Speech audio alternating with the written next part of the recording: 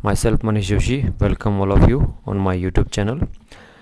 In this video we'll discuss about equilibrium constant and E standard cell. इस video के अंदर हम लोग अभिक्रिया स्थिरांक नहीं कह करके साम्यावस्था स्थिरांक और मानक सेल विभव के बीच में संबंध को पढ़ेंगे. Some of the most important results from electrochemistry are the relationship among E standard cell, gives free energy and equilibrium constant. Electrochemistry के अंदर सबसे जो इम्पोर्टेंट रिलेशनशिप हैं वो E standard cell, gives free energy और इक्विलिब्रियम कांस्टेंट के बीच में होते हैं.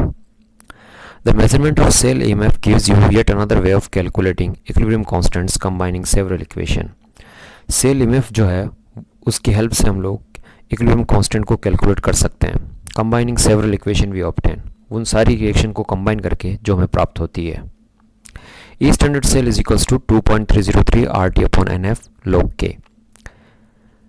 इसके लिए जो रिलेशन आता है वो है हमारे पास E standard cell is equals to 2.303 RT upon NF log K. E standard cell मानक सेल विभव, R गैस स्थिरांक, T temperature, N number of electrons in balance equation, F Faraday and K equilibrium constant.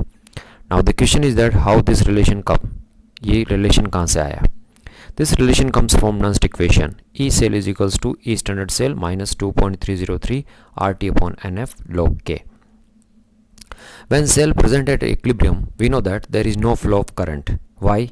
Because there is no such potential difference between the two electrodes of a cell. So when there is no potential difference between the two electrode, current will be zero. The potential will be also zero for cell.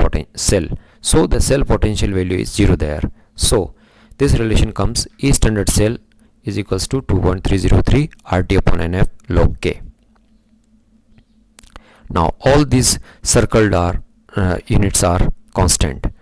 When we put this the value of constant, we find out a new relation, new equation, that is E standard cell is equals to 0.0592 upon N log K. 0.0592 combination of constant including temperature at 298 kelvin. ये जो value आती है ये constant की value रखने से यहाँ पर ये वैल्यू आ जाती है. N number of electron transferred in balance chemical equation, जितने इलेक्ट्रॉन्स वहाँ पर बैलेंस इक्वेशन में ट्रांसफ़र होते हैं आइदर फॉर ऑक्सीडेशन और रिडक्शन, वो यहाँ पर N की वैल्यू होती है. K इज इक्विलिब्रियम कांस्टेंट और setup for calculation product upon reactant. के जो होता है वो यहाँ पर साम्य स्थिरांक होता है और साम्य स्थिरांक हमको पता है कि अभिकारक और उत्पाद की सांद्रता का अनुपात होता है. Just for example, A plus B convert into C plus D with stoichiometric coefficients small a, b, c and d. Now the value for K here will be C power C, D power D upon A power A, B power B. ये अभिक्रिया स्थिरांक निकालने का एक formula है, sorry माफ कीजिएगा, साम्यावस्था स्थिरांक निकालने का. Now this is the problem which best here to determine the equilibrium constant here. Determine the standard EMF for the following cell has been given 1.1 volt, Zn oblique Zn2 plus, 1 molar double vertical line Cu2 plus, 1 molar single vertical line Cu. This is cell notation and the complete cell reaction has been given here. Zn plus Cu2 plus convert into Zn2 plus plus Cu. E standard cell value has been given, that is 1.1 volt. ये reaction जो है Daniel cell की है और ये equilibrium पर है, तो यहाँ पर ई सेल जो है वो तो 0 होगा और ई स्टैंडर्ड सेल जो है वो 1.1 वोल्ट हो जाएगा. Calculate the equilibrium constant KC for the reaction.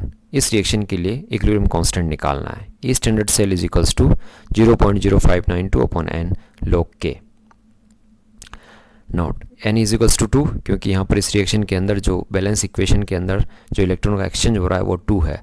Zinc 2 electron loss करके Zn2 प्लस में चेंज होता है, Cu2 प्लस 2 इलेक्ट्रॉन गेन करके Cu में चेंज हो रहा है, इसलिए N का वैल्यू यहाँ पर 2 आएगा. Now put the value of E standard cell here, that is 1.1 volt is equals to 0.0592 upon 2 log K. नाउ log K इज इक्वल्स टू 1.10 into 2 divided by 0.0592 is equals to 37.2. Now take the antilog of both sides. Kc antilog of 37 minus 37.2 is equals to 10 to the power 37.2। Anti log जो है वो positive value आ रही है, इसलिए हम चाहे पॉजिटिव वैल्यू आए चाहे नेगेटिव आए हम 10 के बेसिस पर ही निकालते हैं, इसलिए यहाँ पर 10 की पावर 37.2 लिखा गया है। और उसका फर्दर हम लोग जब सॉल्यूशन निकालेंगे एंटी लॉग के टर्म में तो वो आता है 1.6 into 10 to the power 37।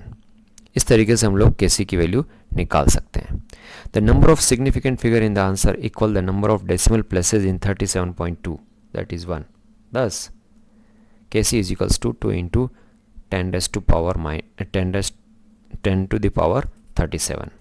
Significant figure में आंसर निकाल रहे हैं हम लोग तो 1.6 को हम लोग राउंड ऑफ कर देते हैं और डेसिमल के बाद एक ही पॉइंट है यहाँ पर, तो मल्टीप्लिकेशन के हम लोग कहते हैं कि जो रिजल्ट आता है उसके अंदर सिग्निफिकेंट फिगर जो है वो 1 होना चाहिए, इसलिए यहाँ पर केसी की जो वैल्यू है वो 2 इंटू 10 टू द पावर 37 आएगी। कहने का सीधा सा मीनिंग है 1.6 को हमने राउंड ऑफ कर दिया तो वो यहाँ पर 2 आ गया।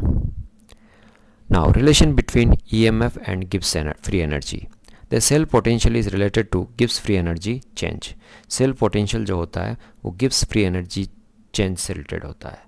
अब यहाँ पर एक क्वेश्चन ये है कि गिब्स फ्री एनर्जी चेंज क्या होती है, हिंदी में उसको कहते हैं गिब्स मुक्त ऊर्जा परिवर्तन। गिब्स फ्री एनर्जी जो होती है वो किसी भी प्रोसेस के अंदर वो एक्चुअल एनर्जी होती है जो यूज़फुल वर्क में चेंज होती है, उसको हम लोग गिब्स फ्री एनर्जी कहते हैं। In an electrochemical cell the system does work by transferring electrical energy through an electric circuit. Electrochemical cell के अंदर एक सिस्टम जो है वो वर्क करता है, क्या करके, इलेक्ट्रिकल एनर्जी को ट्रांसफ़र करता है, किसके थ्रू, इलेक्ट्रिक सर्किट के through. Electrical work does in 1 second is equal to electrical potential multiplied by the total charge past. Electrical work जो होता है, विद्युत कार्य जो होता है वो 1 सेकेंड के अंदर जितना इलेक्ट्रिकल पोटेंशियल चार्ज से मल्टीप्लाई होता है उसके बराबर होता है। We have learn that Gibbs free energy for a reaction is a measure of the electrical useful work that can be obtain from a chemical reaction. हम लोग पढ़ चुके हैं कि गिब्स फ्री एनर्जी जो होती है किसी रिएक्शन के लिए वो इलेक्ट्रिकल यूजफुल वर्क या यूजफुल इलेक्ट्रिकल वर्क के टर्म में हम लोग उसको मेज़र करते हैं किसी केमिकल रिएक्शन के लिए। We may write del G for a redox reaction can be found by using the equation del G is equals to NFE. Del G gives free energy change, N number of electrons, F Faraday, E cell potential. Where N is the number of moles of electron transferred, F is constant, that is Faraday, 1F is equals to 96485, this one.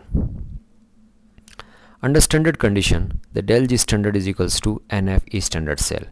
Standard conditions के ऊपर del G standard की जो value होगी वो minus NFE standard होगा। Standard condition का मतलब आपको पता ही है, जब कोई रिएक्शन 1 मोलर कंसंट्रेशन 298 केल्विन और 1 बार प्रेशर पर हो रही होती है तो उसको हम लोग स्टैंडर्ड कंडीशन कहते हैं। तो अगर स्टैंडर्ड सेल पोटेंशियल दे रखा है तो हम लोग स्टैंडर्ड गिब्स फ्री एनर्जी भी कैलकुलेट कर सकते हैं इस फॉर्मूले से। And remember that in the previous class we have discussed this relation between del G and del G standard. Del G is equals to del G standard plus RT ln Q. This is known as Gibbs-Helmholtz equation. Okay.